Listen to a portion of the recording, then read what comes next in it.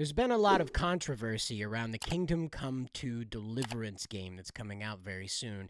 Dan Vavra, if you prefer, has been out on Twitter being very vocal about the situation as he sees it. And of course, we've been reporting on that on and off as it goes along because, it's kind of helpful to sort of take in the whole situation before jumping on it, as some reporters have noticed recently, particularly about this story. As you know, there is a certain unskippable same-sex scene that is supposedly in this game involving the titular character, Henry, having homosexual relations. Now, as you know, in the first game, this was not possible. Henry instead was engaged with other things, if you will. And so the situation we find ourselves in right now is that Dan Vavra has explained that this is real.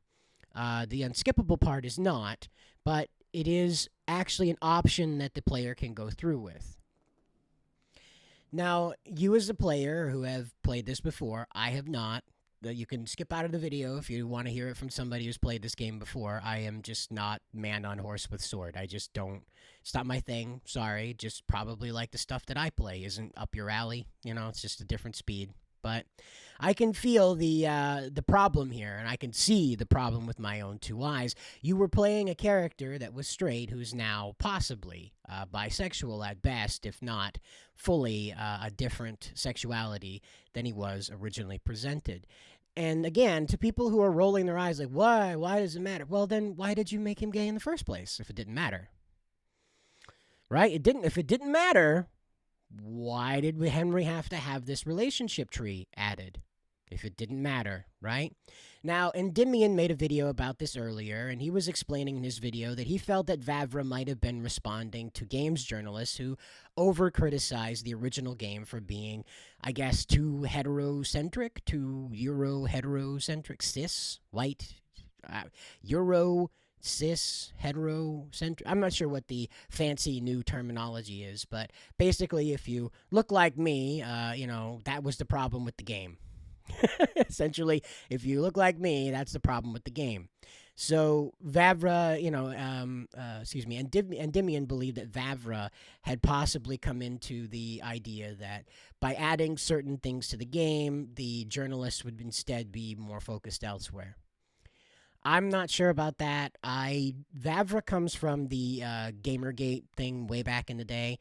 And I say it's a thing because it's massively mutated from what it was originally. Now there's a Gamergate 2 in the wind here, and not a lot of people can confirm if it's here or if it's on its way still or not. But if you're Dan Vavra, it definitely feels like Gamergate 2 has showed up on your doorstep and asking for your head on a platter.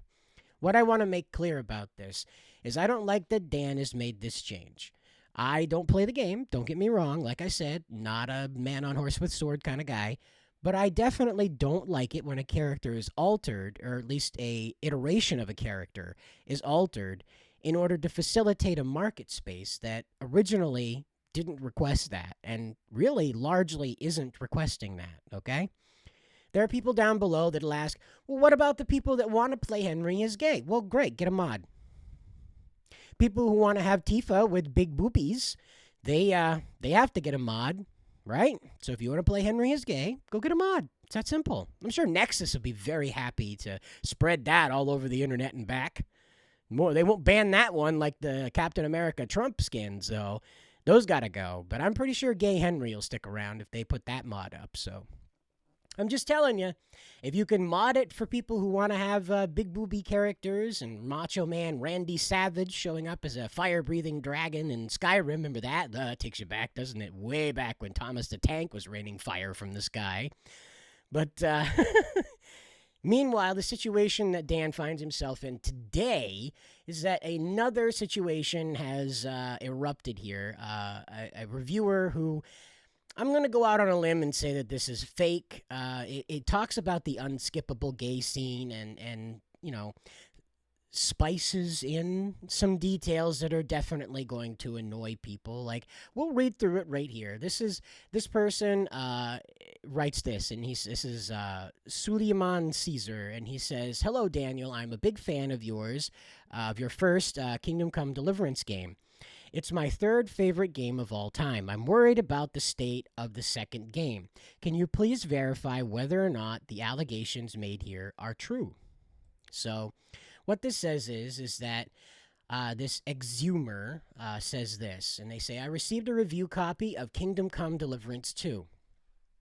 For obvious reasons, I am not going to state my information as that could lead to my identity being revealed, and I am a relatively large YouTube content creator who has made a decent bit of Kingdom Come content in the past.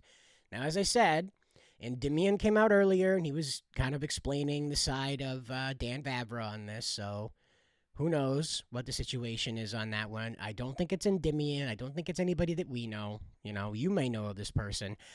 But on the other end, I'm not so sure this person is real, too, Not that they would be, like, in a hurry to get super canceled by revealing this information and getting their insider access kind of taken away because they've gone and said this about the story. But I just don't believe that this is a YouTuber. I just don't. This feels very much like I work for the CIA and I want to tell you all about those drones, and it feels an awful lot like a bit of resume buffing here. There could be a YouTuber, just maybe not as large as they think, and they may not be speaking as wholeheartedly as they'd like. Now, again, I'm a person that doesn't play this game, okay? So, I am not speaking from a place of affection here when I say that maybe the response to what's going on with Kingdom Come Deliverance 2 is a bit hasty, maybe, right? So here's what I want to read right here. So he says, I'm about 75% done with the game, and these are some of the controversial things I have come across.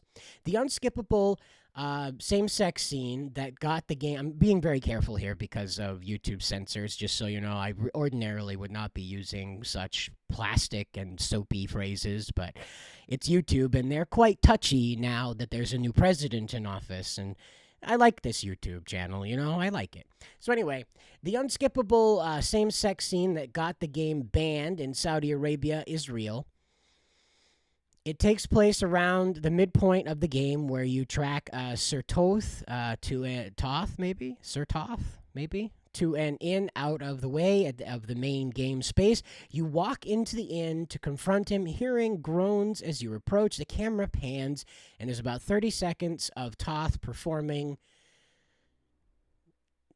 Subway sandwich construction on a traveling male performer. Toth then notices Henry and pulls his baton away from the performer, and you are able to see his baton in full candlelight. Anyway, and of course he is then cut down by Henry. So here's some other things that apparently go on with this. Again, we'll talk about this Saudi Arabia thing right now. Let's just pause it right now. Saudi Arabia has not banned this. People have switched their VPNs over to check this out. Saudi Arabia still lists the game. Now, that scene may not be present in their presentation, okay? So what you buy off the shelf or off of Steam in Saudi Arabia could be a different version of Kingdom Come Deliverance 2, okay? I'm not ruling that out, all right? We saw this with a Spider-Man game that didn't have the pride flags in there and instead had American flags there. So I just want to make it clear that as it stands from today's perspective, Saudi Arabia has not reached out to Steam to have that game delisted in that country, or at least countries that are using an IP address that originates in Saudi Arabia. Okay, so that's just to make that abundantly clear here, all right? Saudi Arabia has not banned the game, at least as far as Steam is concerned. So here we go. You meet Teresa, who has come to Kuttenberg. I'm not going to try and say that the other way. It's Kuttenberg. And Sir Radzig, after learning Henry is alive, where you find out she has been cheating on you with your friend from the first game. I don't find that to be necessary, right? So if this is real, I think that's in poor taste. I don't think that love triangles improve anything ever at all. I think Twilight taught us that. I don't know about you, but I don't think the polycule is going to work in this medieval period. I don't think folks are too open-minded in Bohemia about the concept of a three-way relationship, if you will. So, and so this is not. I don't think this is smart. If it's in the game, I don't think it's smart. But again, like I said before, I'm not sure this is an entirely real person. So there is a side quest where you can help a farmer's son to Kuttenberg because he fears his father will harm him for catching him dancing in his mother's linens. Oh boy. You find out after that the farmer's son is same-sex attracted, who says never felt much like a man anyway. So I don't know. I don't know what to tell you if that's in the game or not. That seems very out of character. Again, I don't play it, so I don't know. Maybe this is completely in character. But from what I've seen in the gameplay that I've watched in order to familiarize myself with what this should look like, right, with what it should look like, and the research I've done reading about what people have to say about this and in the old reviews on the game, of course, the new stuff is a little pointed, of course, because what's going on. But, this situation doesn't necessarily feel natural to this story. This is why it feels an awful lot like someone that may or may not be a game consultant, who may or may not be somebody that has an axe to grind with Dan, has gone out and done this, to prove a point that no game is going to sell well in this new market. The players are the problem. So here we are, inventing things. Now, I don't know, again, because if this person is just, one and done, right, hit and run kind of review here, what are you going to do about it? You can make 100,000 of those before the game comes out. Once it comes out, this person was just a single post and they were gone. So what do you do about that? So the next one here and last one is another side quest where an innkeep, a townswoman in Kuttenberg, I'm going to say that's Kuttenberg, could be wrong, could be Kuttenberg. I'm not going to try and say it, though. It gets a little rocky there. It's a little rocky. But anyway, she's smitten for an African merchant who appeared in the city, not Musa of Mali. It's a different fellow. If he's in the game, I guess. So, didn't see him, but I doubt it. So the game he's not, apparently you're not introduced to this character, but you help her escape to run off with the merchant. So apparently you meet him later on or something. So what happened is that Dan explained that this game does have foreigners in it, but these foreigners are invaders. So Kingdom Come Deliverance 2 will feature a conflict that has happened in Bohemia, an invasion of Bohemia, and so this is happening in the background. I don't know. There's a lot of talk of people that'll break off and go start a family, go AWOL, if you will, missing in action, and they'll go start a family. A lot of this happened in the ye olde days because, how are they going to know you're not dead in the woods somewhere? That's it's not like they had any method of really going out and tracking anybody down if they didn't want to, you know what I mean? So I don't know, maybe a defector from the invading group has decided that he does not want to be an invader, and he decides he gives up his wartime ambitions to run off with a lady from Bohemia.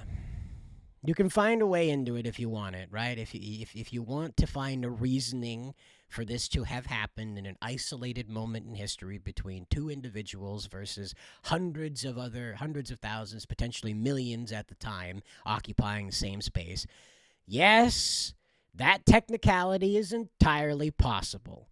However, what is the point of this in the story? What's the point of it? That's what I have to ask. What's the point of it? Why is this romance side quest, this romance escort side quest in this story? Once again, it feels like another thing that doesn't match up with what Dan would be putting in this game, and he assured us that nothing is in here that he didn't want. So on one end, I can find a way into this. You can do the mental gymnastics to figure out that 2 people out of 1 million might have ended up like that. Yeah, you can do that. But on the other end, this doesn't seem like something Dan would have added to the game. It honestly feels like one of those fetch quests that you'd end up seeing in like a game like Concord or something like that that was trying to add on different game modes to keep you interested because the main game mode was too boring. It feels like a Skyrim sort of thing. Maybe not even that, really. I don't think Skyrim even bothered with this kind of stuff. It was just characters on the side that were talking in order to fill the space. And I don't think you ever had a particular mission where you had to deal with some runaway bride thing. So, yeah, you have to ask yourself, is this real? Does this feel germane to the story of Kingdom Come Deliverance 1? Again, I'm not a player. Man on horse with sword is just not my thing. I'm sorry. I am much more engaged with space and sci-fi and the mystical elements than I am a guy with the sword. Even the laser sword thing is just a little lost on me. It's not that, I don't know. I'm an American, okay? Like, I'm not saying all Americans are like me, but we're just engaged in a different culture. So maybe you folks out there in the world have different tastes than I do. I would hope you do. But maybe you do, and you like this stuff, and you're really into this kind of thing. But I gotta tell you, when I'm reading through this, it doesn't feel like a decision that Dan would have made, right? And again, I don't play this stuff, right? So don't take me as a hardcore fan that knows what I'm talking about. Just what my research over the past couple of days has taught me about this game is that it's not like this. It doesn't do these kind of detours. It's not interested in that. Dan himself, in his ye olde YouTube comments, was explaining that these societal requirements in these games don't make any sense because you, the player, are not meant to be in the game. You're meant to be immersed as the character you're playing. As he explained, you're not playing as yourself. You're playing as Henry, And I have to ask, though, why did he change Henry into a character that you could make into a gay man? What was the point of that? Why not make a secondary character and just name him Lloyd or what's another? Felipe, Philippe, something like that, Henry and Philippe. And that guy does the stuff that involves that. I don't know. I'm always for making new characters. But again, they probably had this conversation. Like, how do we facilitate this? Well, let's make a new character. And most likely the response is I don't think we can sell people on a new character that has this gay option. People will not want to play that character. So that character won't be played, and then we'll have to explain why nobody wants to play that character. And thus, corporate doesn't want to get into that conversation. And I can't really blame them. I mean, if you're making video games, you really don't want to get into social agendas. You shouldn't anyway, right? After the last 10 years, you shouldn't want to get into social agendas making video games. But here we are, and look at the price that they've paid. So I can understand these corporations, these Warhorse Studios, does not want to get into that when they looked at the map of what would be possible when you add a new character that does have this decision tree involving a homosexual relationship. I can say it now that we're deep enough in the video, no pun intended. Anyway, I think it's a bad idea to do this, always. Always. If a character did not have the option of being, having divergent sexual interests, I don't think he should just suddenly grow them in a sequel. I think that's very unwise, even no matter what the punishment is, no matter what the recourse is for that.